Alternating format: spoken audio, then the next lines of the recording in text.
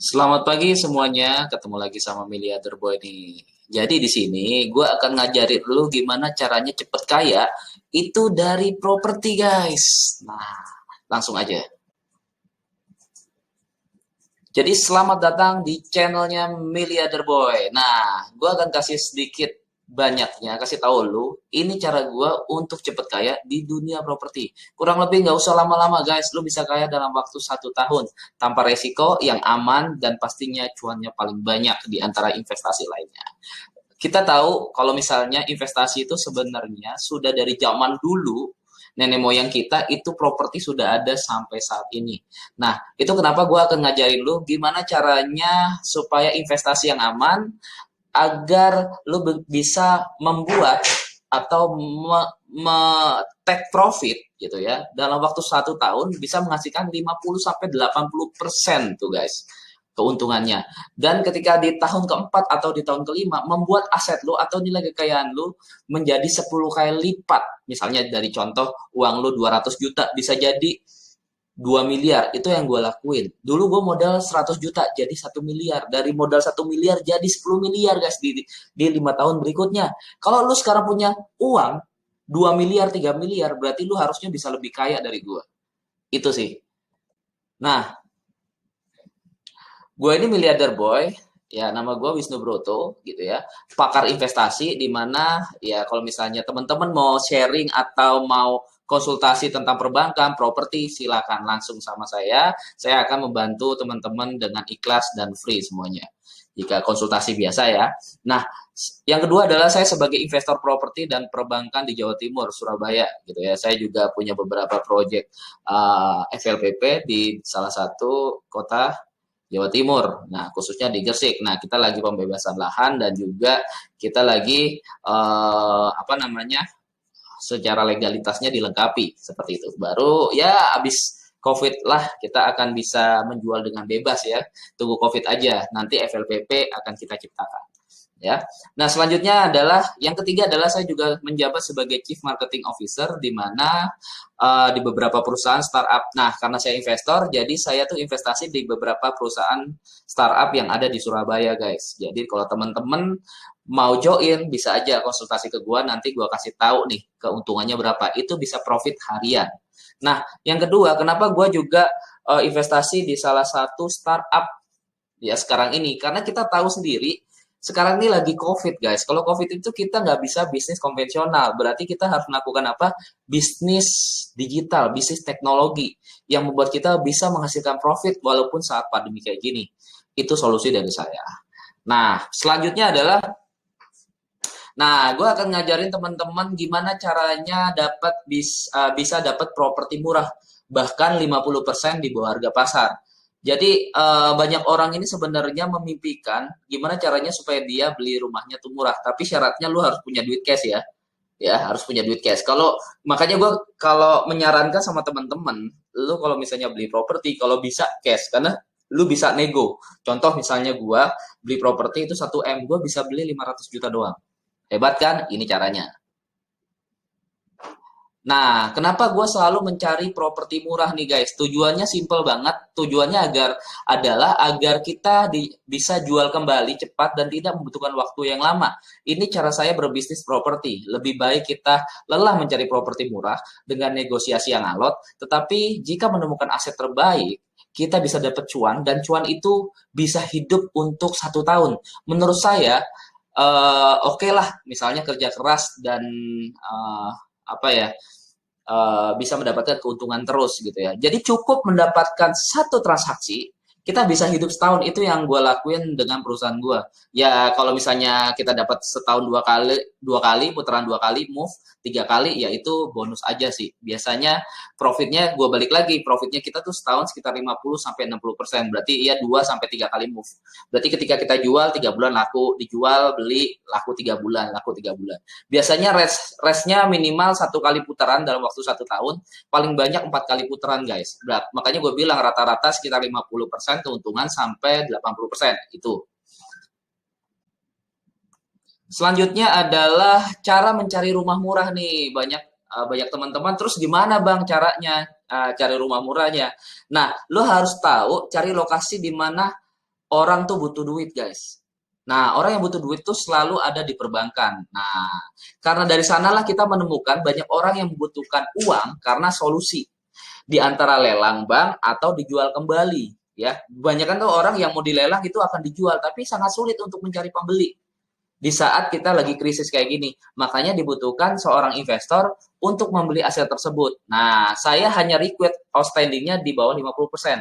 Nah, maksudnya apa sih outstanding? Outstanding itu teman-teman adalah sisa hutang di bawah 50%. Contoh misalnya, kemarin gue habis beli rumah harga 1,5 M gitu ya.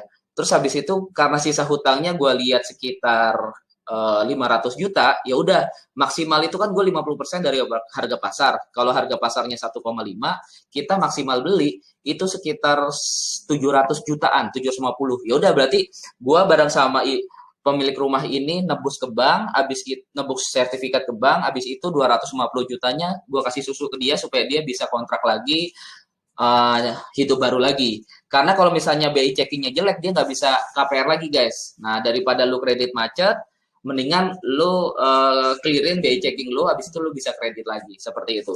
Itu solusi buat teman-teman yang kreditnya lagi macet, lu cepet jual daripada kredit macet, lu kena BI checking, itu buat minjem lagi membutuhkan waktu yang lama, 2 tahun lebih ya, guys.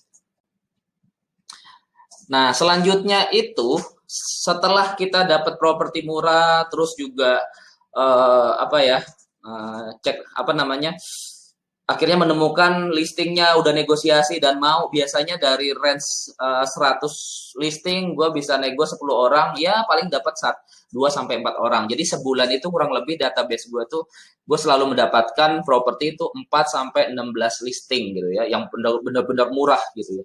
Dan itu gue bagi-bagi sama teman-teman deh. Jadi kita bagi-bagi, nih bro ada data, nih ada data. Jadi nggak gue makan sendiri, itu pentingnya ya karena gue punya teman-teman dan sahabat-sahabat, kita cuan-cuan bareng, ya udahlah kita bagi-bagi kue ya.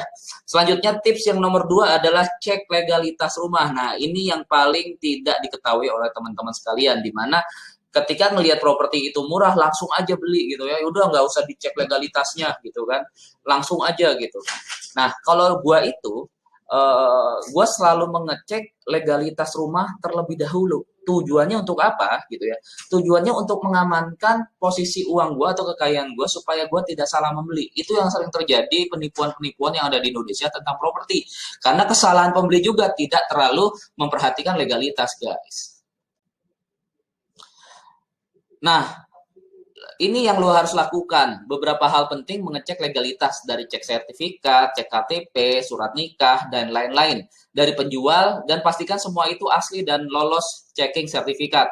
Nah, gue pernah punya pengalaman dulu karena gue ketelisut dia KTP-nya palsu, walaupun kita udah sertifikat asli, semuanya asli. Tapi ketelisut KTP-nya palsu. Tapi dengan karena gue punya relasi orang pengacara dan orang pengadilan, akhirnya ya selesai semua gitu ya. Tapi ini jangan sampai terjadi sama teman-teman nih. Pastikan sertifikat asli, checking BPN, KTP juga harus asli, surat nikah, dan lain-lain. Semua itu nama-namanya KTP sesuai dengan yang nama di sertifikat. Kalau namanya beda, jangan mau ya.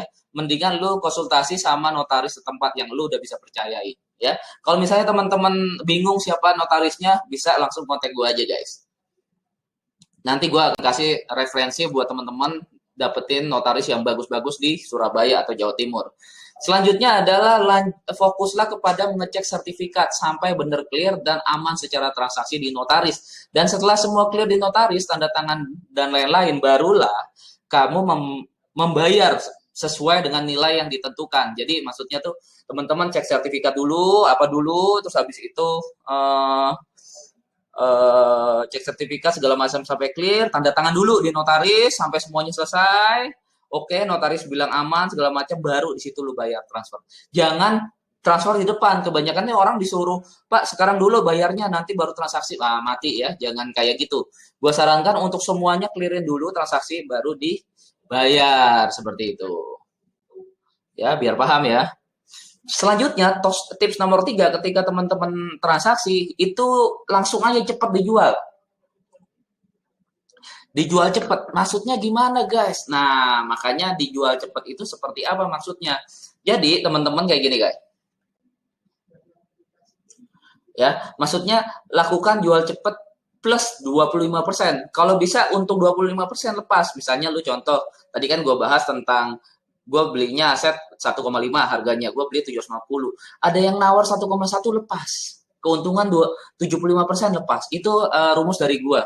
Dan gue selalu punya mindset bagaimana caranya agar bisa cepat terjual. Cuan dikit nggak apa-apa, yang penting bisa cepat kejual. Nah, karena dengan cepat terjual membuat kita tuh cepat untung, guys. Dan ingat, jangan serakah ingin lalu untung banyak gitu ya. Di dunia properti, kadang cepat atau lama cuannya tuh sama. Contohnya, gue dulu pernah jual, gue beli rumah harganya 1,2, belinya 500 juta. Itu ada yang nawar 980 gitu ya. Tapi ada temen gue yang bilang, partner gue, jangan dijual 980, eman itu harganya 1,2-an, kita jual 1,1 deh gitu. Katanya dia ada pembeli. Yaudah gue tolak kan belinya. Habis itu selesai, ternyata dia ternyata pembelinya juga hoak juga kan, dan akhirnya tidak jadi kejual. Itu ditawar 980, kita tolak. Nah, ketika berlamanya waktu kurang lebih setahun ya, 8 sampai setahun ya, 8 bulan sampai 12 bulan, itu ada yang nawar lagi 920, dan akhirnya udah kita lepas. Nah, di dunia properti kadang itu kita cepat atau lambat itu cuannya sama, itu yang gue maksud. Jadi teman-teman kalau misalnya ada buat bisnis, fokus bisnis properti, kalau ada keuntungan 25%, udah lepas. 25 sampai 30 udah lepas. Yang penting untung, guys. Ya. Paham ya? Nah, ini adalah solusi agar cepat terjual. Nah, gue biasanya mempercayakan manajer investasi untuk mengelola semua kebutuhan bisnis gue gitu ya, seperti properti, terus juga bisnis-bisnis yang lain. Gue biasanya sebagai investor itu memberikan kepercayaan kepada manajer investasi. Nggak gue kerjain sendiri. Gue ini fokus sama hal besar. Bertujuannya agar gue tuh bisa fokus dengan hal yang besar dan yang lebih penting, dan bisa beli aset selanjutnya dan jual kembali. Jadi kita sebagai investor atau pengusaha fokuslah sama hal-hal besar. Jadi pemikiran kita tuh jangan sama hal-hal receh gitu ya. Hal-hal yang nggak penting lu pikirin gitu ya. Biarkan orang yang nyari datanya, listing data rumah murah, terus juga dia legalitas, terus dia ngejual lagi. Udah fokus kasih manajer investasi. Nggak apa-apa kita sharing berapa persen gitu ya. Tapi kita lebih fokus, lebih santai kerjanya, udah lebih enak, aman hidupnya. Jadi kayak gitu. Jadi itu beberapa saran dari gua sih ya. Ini yang harus teman-teman perhatikan. Di dalam bisnis properti harus jangan sampai serakah. Apalagi lu partner, kita berpartneran gitu, jangan sampai serakah. Makanya gue bilang, ketika lu main bisnis ini, memang kelihatannya enak gitu ya.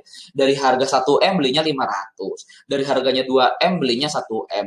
Dari harganya 4M belinya 1M. Kadang ada gue tuh kemarin beli rumah 3M, belinya 1M. Kita jual lagi laku 2,5M. Cuan 1,5M, guys.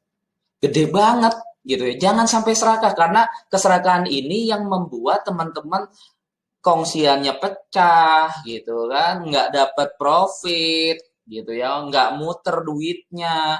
Terus juga yang dulunya teman jadi musuh gara-gara bisnis gitu kan.